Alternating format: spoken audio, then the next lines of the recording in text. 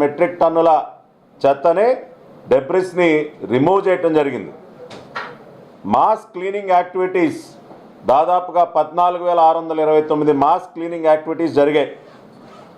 Public places 21,507 public ప్లేసెస్లో ఈ కార్యక్రమం జరగటం జరిగింది.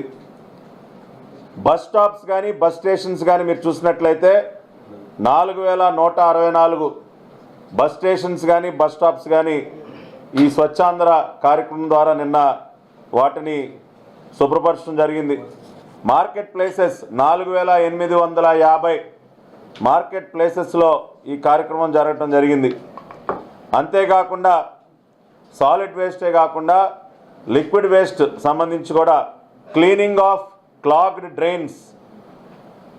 డ్రైన్స్ని శుభ్రపరిచే కార్యక్రమం విషయాన్ని కనుక మనం గమనించినట్లయితే నిన్న 12,682 కిలోమీటర్ల పొడవు ఉన్నటువంటి డ్రైన్స్ని క్లీన్ చేయటం జరిగింది.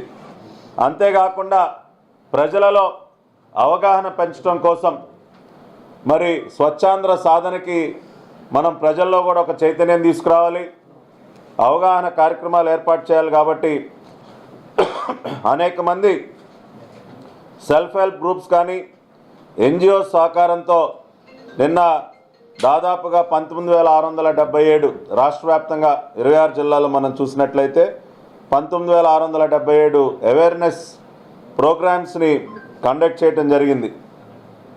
నిన్న మైదుకూరులో మీరు చూశారు, అనేక ఎన్జిఓస్ స్వచ్ఛందంగా ముందుకొచ్చి మేము ఈ కార్యక్రమంలో భాగస్వాములు అవుతాం, విజన్ 2047లో భాగమైనటువంటి స్వచ్ఛాంధ్ర సాధన కోసం పాటుపడతామని చెప్పి స్వచ్ఛందంగా అనేక సంస్థలు ముందుకొచ్చాయి.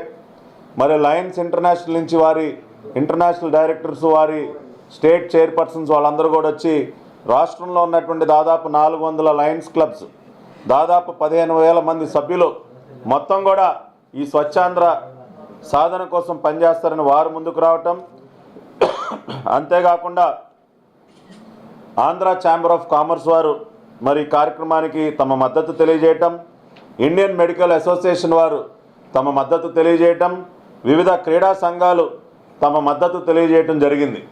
అంటే ఇది ఒక క్యాంపెయిన్ మోడ్లో ఒక మాస్ క్యాంపెయిన్గా దీనిని ముందుకు తీసుకెళ్లాలని చెప్పి గౌరవ ముఖ్యమంత్రి వర్యులు నారా చంద్రబాబు నాయుడు గారి ఆలోచన.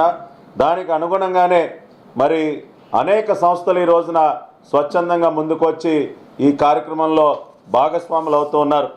అంతేకాకుండా మరి ప్రస్తుతం ఉన్నటువంటి పరిస్థితి రాష్ట్ర వ్యాప్తంగా ఒకసారి మనం గమనించినట్లయితే దాదాపుగా